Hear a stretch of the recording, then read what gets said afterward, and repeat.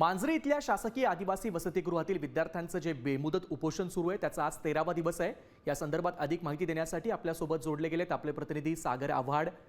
सागर, आपण बघतोय की आता विद्यार्थी 13 दिवसांपासून उपोषणाला बसले आहेत, तरी देखील सरकार दखल घेत नाही असं त्यांचं म्हणणं आहे। काय त्या ठिकाणची परिस्थिती आहे, काय अधिकची माहिती आहे?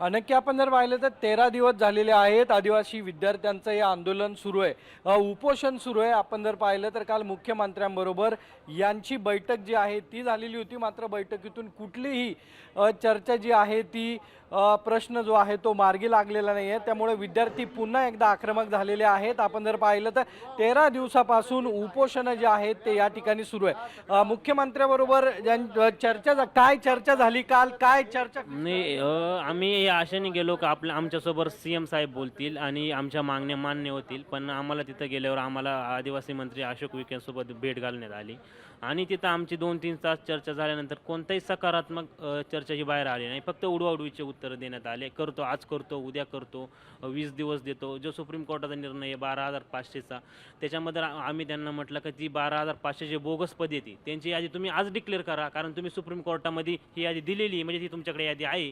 तर ते म्हणते आम्हाला हे यादी डिक्लेअर करायला 20 दिवस लागतील। म्हणजे अशा प्रकारचे आमचा निराश आदिवासी मंत्र्यांनी केला। नक्की आदिवासी मंत्र्यांनी यांची निराशा केलेली आहे।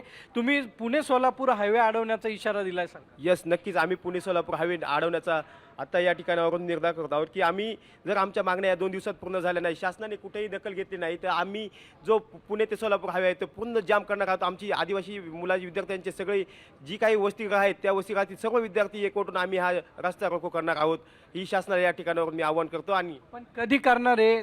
येत्या 2 दिवसात प्रशासनाने जर आमच्या मागण्या पूर्ण केल्या नाही, देवेंद्र फडणवीस साहेबांना सुद्धा विनंती आहे की आमच्या मागण्यावर तुम्ही लक्ष केंद्रित करा आणि आमच्या विद्यार्थ्यांना न्याय मिळवून द्या, हीच या ठिकाणावरून अपेक्षा आहे। आणि जर या मागण्या पूर्ण झाल्या नाही तर आम्ही पूर्ण सोलापूर हायवे या ठिकाणी रस्ता रोको करणार आहोत। याची दक्षता देवेंद्र फडणवीस साहेबांनी घ्यावी। काय मागण्यात सगळ्या आणि सरकार का 13 दिवसानंतरही लक्ष देत नाही?